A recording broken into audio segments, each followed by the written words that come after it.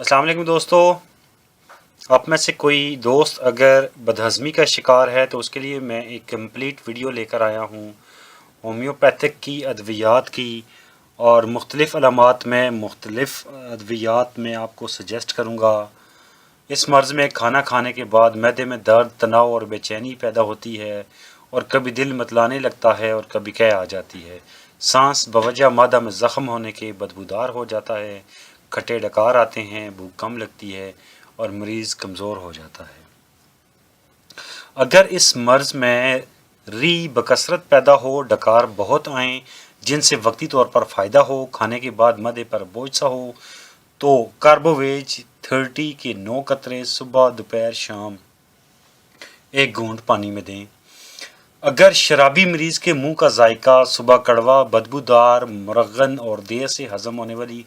غذا کھانے سے زبان کی جڑ بوری، قے، بدہضمی اور ہر وقت بیٹھے رہنے کی زندگی، درد کھانے کے 2 گھنٹے بعد شروع ہو اور طبیعت چڑچڑی ہو، تو نقص ومی کا 30 کے 9 قطرے صبح دوپہر شام ایک گھونٹ پانی میں دیں۔ اور اگر اس مرض میں پیٹ میں پتھر کا احساس ہو، منہ کا ذائقہ کڑوا ہو اور قبض ہو، تو برائیونیا 30 کے 9 قطرے صبح دوپہر شام ایک گھونٹ پانی میں دیں۔ اور اگر اس مرض میں مرغن غذا کھانے کے بعد متلی ہو، زبان پر صبح کے وقت سفیدی مائل میل ہو، جگر پر بوجھ ہو، تو فیرم فاس 12X صبح دوپہر شام 3 گولیاں چوسنے کو دیں۔ اگر شراب پینے والوں کا کھانا کھانے کے فوراً بعد پیٹ درد ہو، تو کالی بچورکم کے 9 قطرے صبح دوپہر شام ایک گھونٹ پانی میں دیں۔ کچی سبزیوں، آلو، چاول، سنگھاڑے والی غذاؤں، سٹارچ سے سخت درد اور بدہضمی ہو، تو نیٹرم کارب 3X صبح دوپہر شام 3 گولیاں چوسنے کو دیں۔ اور اگر مرغن غذاؤں کے کھانے سے ہاضمہ خراب ہو، بے چینی فیل ہو، زبان پر سفید زردی مائل طے ہو، تو پلسٹیلا 30 کے 9 قطرے صبح دوپہر شام ایک گھونٹ پانی میں دیں۔ اگر زبان دودھ کی طرح سفید، معدے میں کھائی ہوئی غذاؤں کا ذائقہ ڈکاروں میں محسوس ہو، تو اینٹی کروڈ 30 کے 9 قطرے صبح دوپہر شام ایک گھونٹ پانی میں دیں۔ عمر رسیدہ لوگوں میں ہاضمہ خراب ہو، معدہ ہوا سے بھرا ہوا محسوس ہو، کھٹے ڈکار ہوں، تو کالی کارب کے 9 قطرے صبح دوپہر شام ایک گھونٹ پانی میں۔ اور اگر سخت بھوک لگے مگر چند لقموں سے پیٹ بھر جائے، پیٹ کا نچلا حصہ گڑ گڑ کی آواز دے، تو لائکوپوڈیم 30 کے 9 قطرے صبح دوپہر شام ایک گھونٹ پانی میں۔ اور اگر منہ سے نمک کا مزہ، معدے میں درد، کھٹے ڈکار بہت زیادہ آتے ہوں، مصنوعی بھوک لگے مگر پیٹ بھرا ہوا معلوم ہو، تو نیٹرم فاس 30 کے 9 قطرے صبح دوپہر شام ایک گھونٹ پانی میں۔ اگر پیاس شدید لگے، چہرہ زرد ہو، معدے میں جلن ہو، تو آرسینک ایلبم 30 کے 9 قطرے صبح دوپہر شام ایک گھونٹ پانی میں دیں۔ اور اگر کھانا کھانے کے فوراً بعد معدے میں درد شروع ہو جائے، کھانا کھاتے وقت درد ختم ہو جائے، تو انارکارڈیم 30 کے 9 قطرے صبح دوپہر شام ایک گھونٹ پانی میں دیں۔ اگر ٹھنڈا پانی پینے اور ہلکی غذاؤں سے بھی درد ہو، تو کلکیریا فاس 6X صبح دوپہر شام 3 گولیاں چوسنے کو دیں۔ پرانی بدہضمی، ٹھنڈی غذا، پانی کی طلب مگر غذا معدہ میں گرم ہوتے ہی قے ہو جائے،